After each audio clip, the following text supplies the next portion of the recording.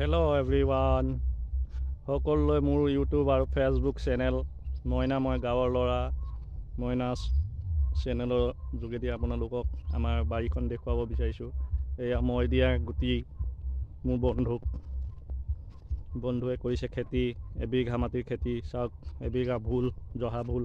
এইফালে পাৰ হৈ যাব নোৱাৰি, ৰাস্তা বন্ধ কৰি দিলে। ইফালেদি যাম, আপোনালোকক দেখাম। এয়া চাওক, লাগি আছে, মাটিত লাগিছে। খেতি কিমান ধুনীয়া, এয়া খাব পৰা হৈ আছে। ডাঙৰ ডাঙৰ দেখিছে নহয়, এইবিলাক দেখিছে, মাটিতে লাগি গৈছে। ফল মূল এইবিলাক দেখিছে, ইমান ধুনীয়া লাগি গৈছে। ফুল গছ এয়া উঠোৱাই নাই, এইবিলাক উঠোৱা নাই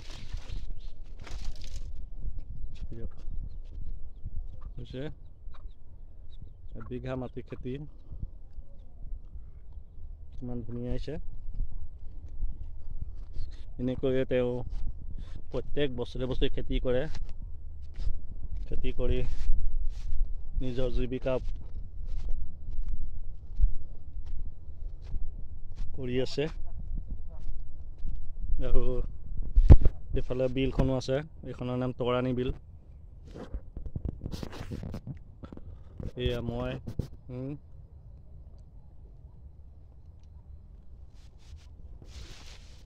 খেতিয়কৰ কাহিনী এনেকুৱাই। চাওক কিমান ধুনীয়াকৈ ভোল বগাইছে, আৰু 2 এদিনতে ভোল লাগি যাব। তেওঁ এতিয়া নোবেল পুৰস্কাৰ পাব লাগিছিল, কাৰণ তেওঁ সৰুৰে পৰা খেতি কৰে আৰু খেতি কৰিয়ে আছে। এইজনে নমস্কাৰ কয় দে। এইজনে হেমন্ত কোঁৱৰ।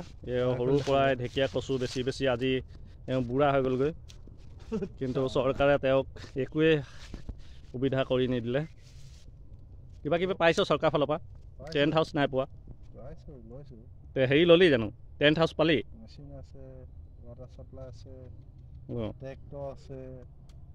কি পালি চৰকাৰৰ পৰা?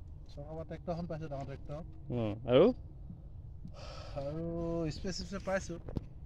চৰকাৰৰ এইবিলাক বস্তু দিছে, কিন্তু এইডোখৰ মাটিত চাওকচোন, আজি যদি এখেতে তাতে কি নাম এইটো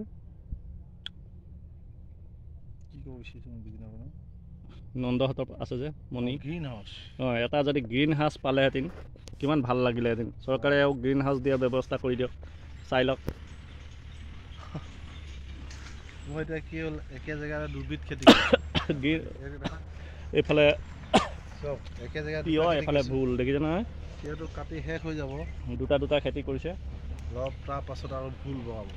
এইফালে ভোল বগাইছে, ভোলৰ কাৰণে চাং কৰা ব্যৱস্থা